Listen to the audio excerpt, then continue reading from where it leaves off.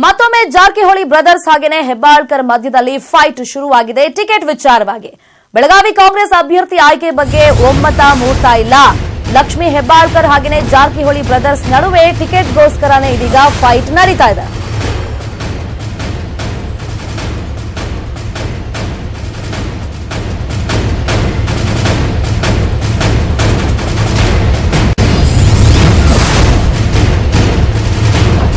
ಮತ್ತೆ ಇದೀಗ ಜಾರಕಿಹೊಳಿ ಬ್ರದರ್ಸ್ ಹಾಗೇನೆ ಹೆಬ್ಬಾಳ್ಕರ್ ಮಧ್ಯದಲ್ಲಿ ಫೈಟ್ ನಡೀತಾ ಇರೋದು.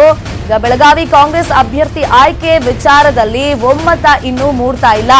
ಲಕ್ಷ್ಮೀ ಹೆಬ್ಬಾಳ್ಕರ್ ಹಾಗೇನೆ ಜಾರಕಿಹೊಳಿ ಬ್ರದರ್ಸ್ ನಡುವೆ ಫೈಟ್ ಆಗ್ತಾ ಇದೆ. ಅವ್ರವ್ರ ಕಡೆಯವ್ರಿಗೆ ಟಿಕೆಟ್ ಅನ್ನ ಕೊಡಿಸೋದಕ್ಕೆ ಈಗ ನಾಯಕರು ಸಾಕಷ್ಟು ಪ್ರಯತ್ನ ಪಡ್ತಾ ಇದ್ದಾರೆ. ಸಹೋದರನಿಗೆ ಟಿಕೆಟ್ ಕೊಡಿಸೋದಕ್ಕೆ ಲಕ್ಷ್ಮೀ ಹೆಬ್ಬಾಳ್ಕರ್ ಇದೀಗ ಪಕ್ಷದಲ್ಲಿ ಪಟ್ಟನ್ನ ಹಿಡಿದಿದ್ದಾರೆ. ಅಂಜಲಿ ನಿಂಬಾಳ್ಕರ್ಗೆ ಟಿಕೆಟ್ ಕೊಡಬಾರದು ಅಂತ ವಿರೋಧವನ್ನ ಹೆಬ್ಬಾಳ್ಕರ್ ವ್ಯಕ್ತಪಡಿಸ್ತಾ ಇರೋದು. ಈಗ ನಾಗರಾಜ್ ಯಾದವ್ ಅಥವಾ ವಿವೇಕ್ ಪಾಟೀಲ್ ಪರ ಜಾರಕಿಹೊಳಿ ಬ್ಯಾಟಿಂಗ್ ಅನ್ನ ಮಾಡ್ತಾ ಇದ್ದಾರೆ. ಇನ್ನೊಂದ್ ಕಡೆ ಲಕ್ಷ್ಮೀ ಹೆಬ್ಬಾಳ್ಕರ್ ತಮ್ಮ ಸಹೋದರನಿಗೆ ಟಿಕೆಟ್ ಸಿಗಬೇಕು ಅನ್ನೋ ಒತ್ತಡವನ್ನ ಪಕ್ಷದ ಮೇಲೆ ಹಾಕ್ತಾ ಇದ್ದಾರೆ. ಸೊ ಇವಾಗ ಒಂದು ಒಮ್ಮತ ಮೂಡಿಲ್ಲ. ಇಬ್ರು ಮಧ್ಯನೂ ಕೂಡ ಈಗ ಟಿಕೆಟ್ಗೋಸ್ಕರನೇ ಫೈಟ್ ನಡೀತಾ ಇದೆ. ಲಕ್ಷ್ಮೀ ಹೆಬ್ಬಾಳ್ಕರ್ ಅವರು ಡೆಲ್ಲಿಯಲ್ಲಿ ಕೂತ್ಕೊಂಡು ತಮ್ಮನಿಗೆ ಟಿಕೆಟ್ ಕೊಡಿಸ್ಬೇಕನ್ನೋ ಒಂದು ನಿಟ್ಟಿನಲ್ಲಿ ಕೊಡಿಸ್ಬಾರ್ದಂತ ನಾವೇ ಇಲ್ಲ. ಗೆಲ್ಲವ್ರಿಗೆ ಯಾರಿಗಿದೆ ಅವ್ರಿಗೆ ನಾವು ರೆಡಿ ಇದೆ ಅಂತ ಮೊನ್ನೆ ಹೇಳಿದ್ವಿ. ಗೆಲ್ಲವ್ರಿಗೆ ಅಷ್ಟೇ ನಾವು ಪ್ರಾಮುಖ್ಯತೆ ಕೊಡ್ತೀವಿ.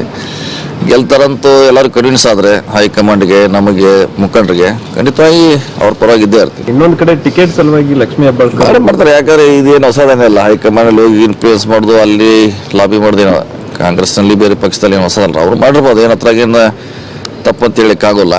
ಸೊ ಅಂತಿಮವಾಗಿ ಅವರು ಕೂಡ ಇವತ್ತು ಸಭೆಗೆ ಬರ್ಬೇಕಲ್ಲ, ಅವ್ರ ಅಭಿಪ್ರಾಯ ಅಲ್ಲೇ ಹೇಳ್ಬೇಕಲ್ಲ. ಅಂತಿಮವಾಗಿ ಮಾಡಿರ್ಬೋದು ಅವ್ರು, ಇಲ್ಲ ಅಂತ ಹೇಳಿಕಲ್ಲ. ಬೇರೆಯವರು ಕೂಡ ತಮ್ಮ ಮೂಲಗಳಿಂದ ಅವರು ಮಾಡ್ತಿದ್ದಾರೆ. ಸೊ ತಮ್ಮ ಸೋರ್ಸ್ ಎಲ್ಲಿದೆ ಅಲ್ಲಿ ಖಂಡಿತವಾಗಿ ಮಾಡ್ತಾರೆ. ಅದ್ರಲ್ಲಿ ಏನು ತಪ್ಪಂತ ಹೇಳಿಕ್ಕಾಗಲ್ಲ. ಕೊನೆಯದಾಗಿ ಇಲ್ಲಿ ಲೀಡರ್ಸೇ ಸಾಥ್ ಕೊಡ್ಬೇಕು ಸರ್. ಖಂಡಿತವಾಗಿ ಕೊಡ್ತೀವಿ. ಲಾಸ್ಟ್ ಟೈಮ್ ಅವರು ಇದ್ದಾಗೆಲ್ಲ ಕೂಡಿ ಮಾಡಿದ್ರಲ್ಲ, ಎಲ್ಲ ಕೂಡ ಅವ್ರು ಗೆಲ್ಲಿಸ್ಲಿಕ್ಕೆ ಪ್ರಯತ್ನ ಮಾಡಿದ್ದೀವಿ. ಸೊ ಗೆಲ್ಲಲಿಕ್ಕೆ ಆಗಿಲ್ಲ. ಸೊ ಯಾರೇ ಕೂತಂದ್ರೂ ಕೂಡ ಅಂತಿಮವಾಗಿ ಅವ್ರ ಪರವಾಗಿ ನಾವೆಲ್ಲ ಇರ್ತೀವಿ.